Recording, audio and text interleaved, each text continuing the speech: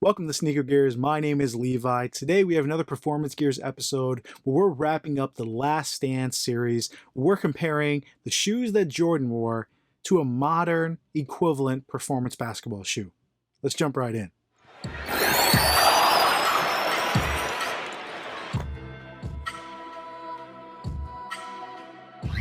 Today we're going to be comparing the Jordan 12 that Michael wore during the 97 year with a full-length zoom and a full-length carbon fiber plate and generally full-grain leather to the current 2020 counterpart, which would be a full-length zoom KD13.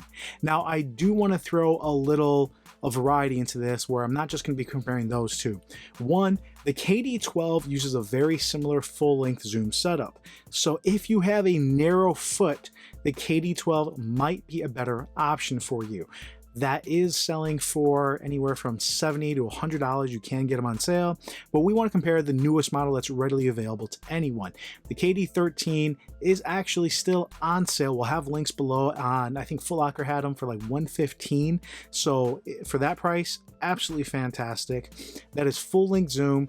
It has a little more stability over the KD12, a little better traction than the KD12, and I do have a full comparison on that if you guys want to check that out otherwise in the channel. I'll put a link there above. Now, comparing these two, we always want to start with fit and then work our way down towards the traction. We're going to see what's better, how far technology has come, and which one is worth getting for your hard-earned money. Now, before we do any of that, guys, I did start a podcast called Sneaker Gears, available on pretty much every platform. If you want to hear more sneaker-related stuff with releases, quick reviews, the news in the sneaker industry, log into that, listen, give me your feedback, and let me know what you guys think. Also, I am going to be putting links below for a lot of things that you can click on that does help the channel. Let's jump right into the review. All right, the Jordan 12 is just iconic. It really is. Just has a beautiful shape.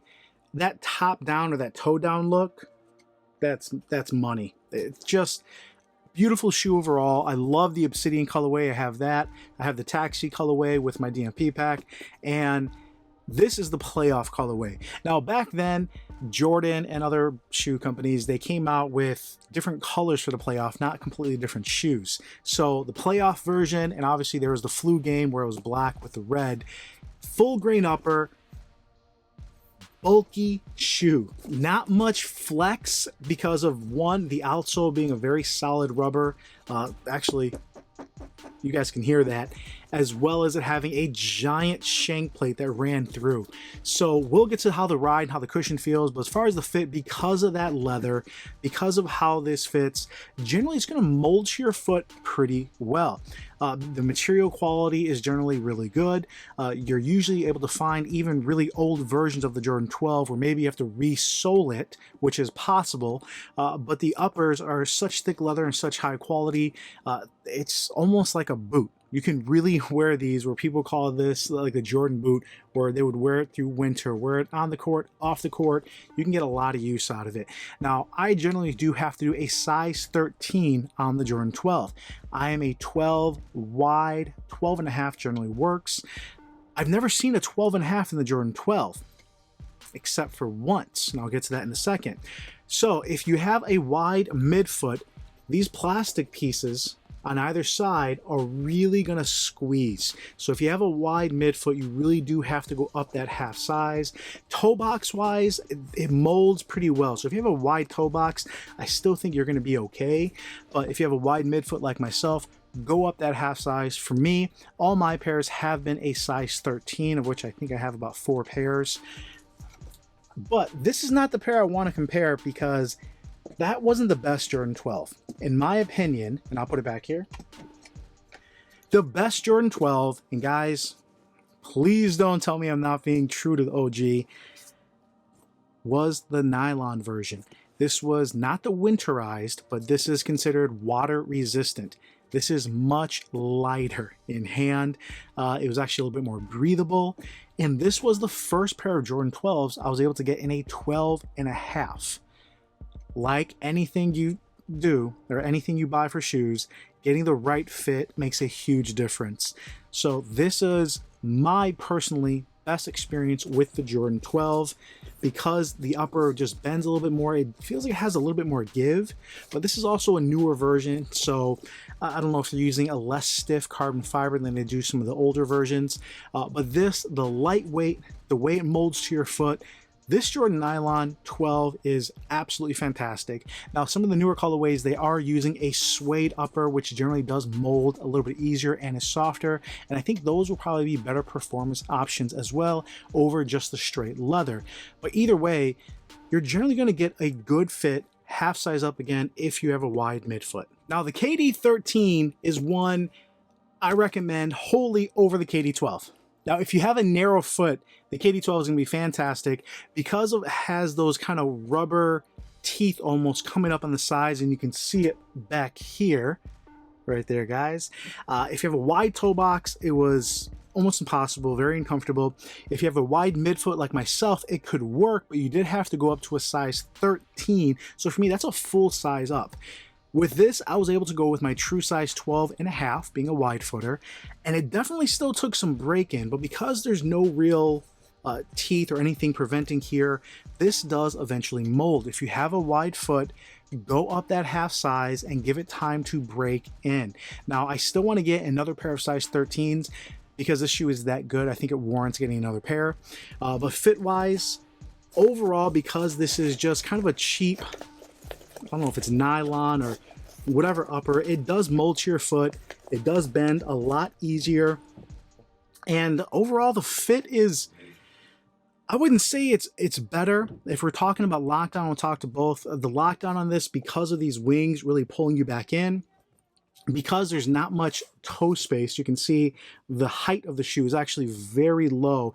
If you, for whatever reason, have a little bit more girth on your foot, you're going to have some issues right along here. So that's something you want to be careful for. Now, if you have a high instep or kind of have a taller foot coming in here, because both of these are traditional tongues, you're going to be both on either side. Overall, I'm going to say the better fit is going to be the Jordan 12, simply because you're going to have more toe space on top of the foot. You're going to have a little more toe space for a wide toe box.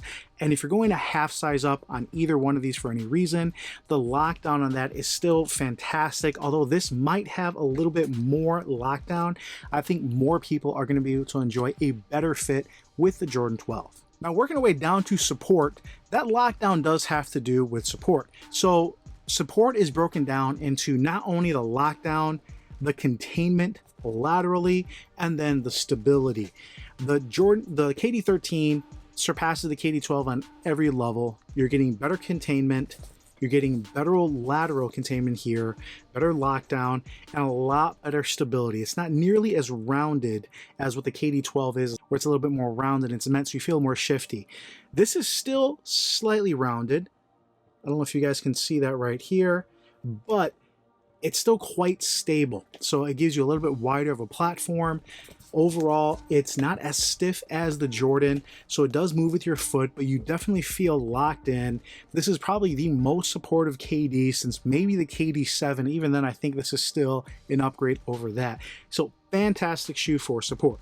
Now, the Jordan 12 for support is one of the most supportive Jordans ever. So we went from the Jordan 11, which was still very supportive of the carbon fiber shank, with the patent leather really aiding in containment, and they took things up a notch even more with this.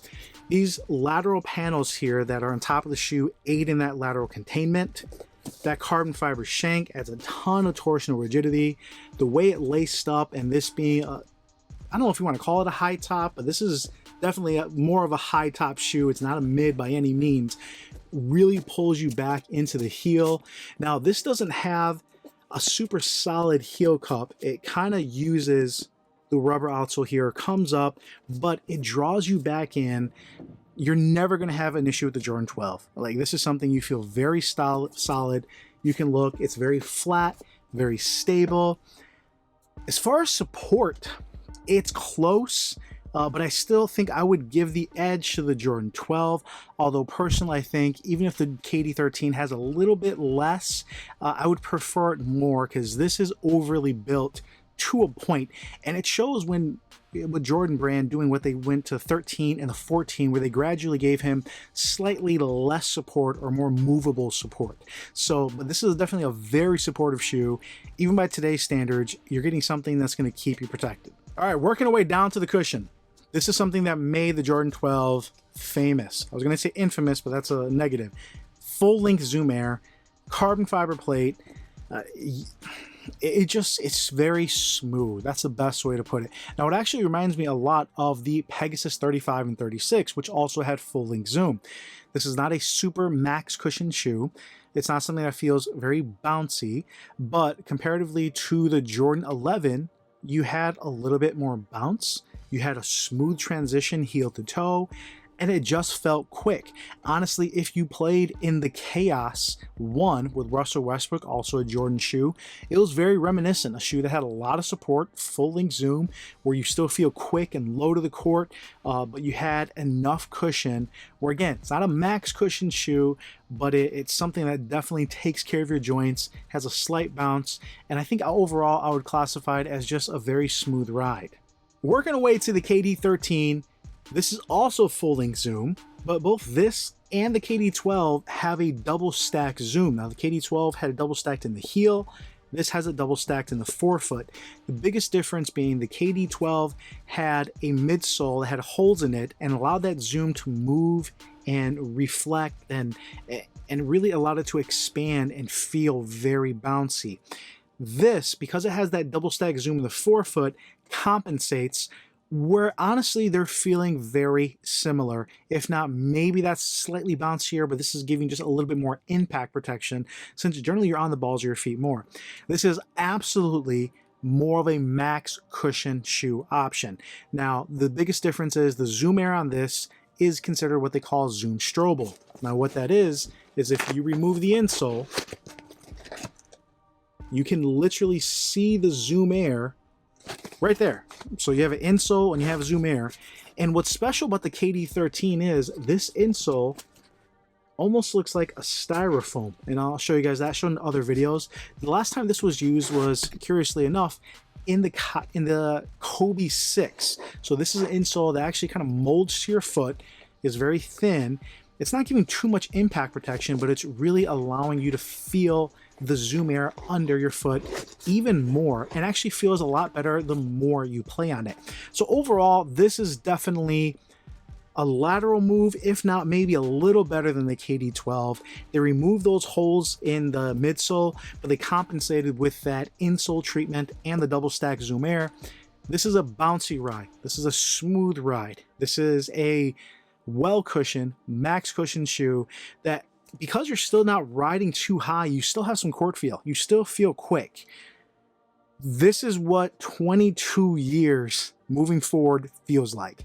The Jordan 12 is a great shoe. And if you're going to buy that and hoop in it, you're not going to be disappointed.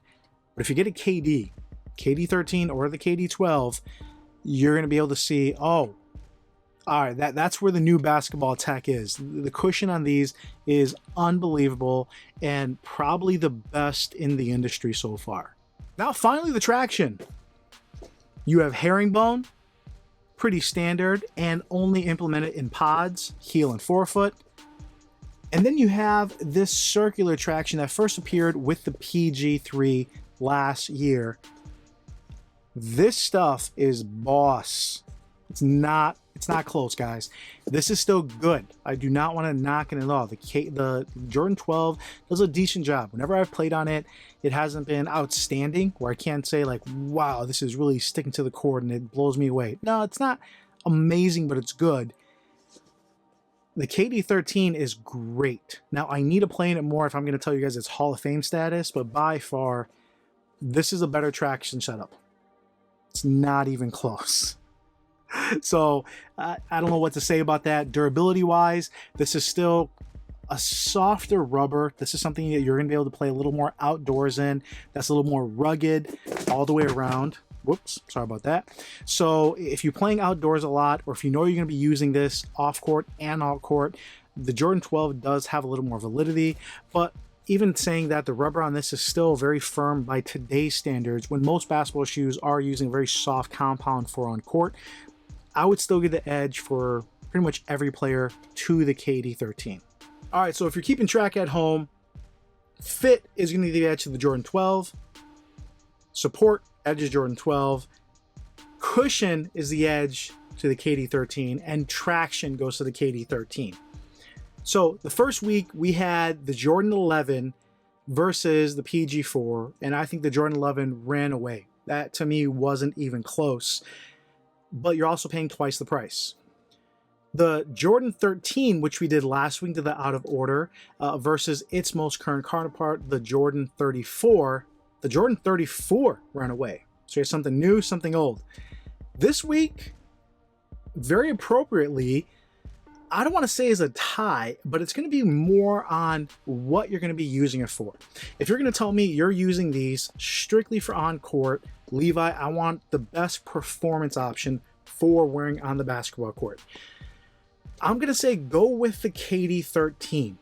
Better cushion and better traction go a long way, and the fit, I think, for most people is going to be very good. Even though, like I said, I think a majority of people will get a better fit from the Jordan 12 depending on your foot shape. Support. Jordan 12 gets a slight edge. Even if you need support, if you've had ankle injuries, if this is something that you've been struggling with, I can't say, you know what, you really need to do the Jordan 12. This is something that is, going to hinder you if you've had ankle injuries or knee injuries and you want a little something more stable. The KD13 is fantastic. That's just a hair. But if you know you're going to wear the Jordan 12 to work, off court, to school, and you're going to play in them, where you can get more use out of it, and they essentially look better. The materials are nicer for pretty much all of the pairs, between the leather or the suede or whatever pair you're getting. The durability, I think, is a step up overall. You're going to pay $190 for a Jordan 12. Some of them have gone on sale.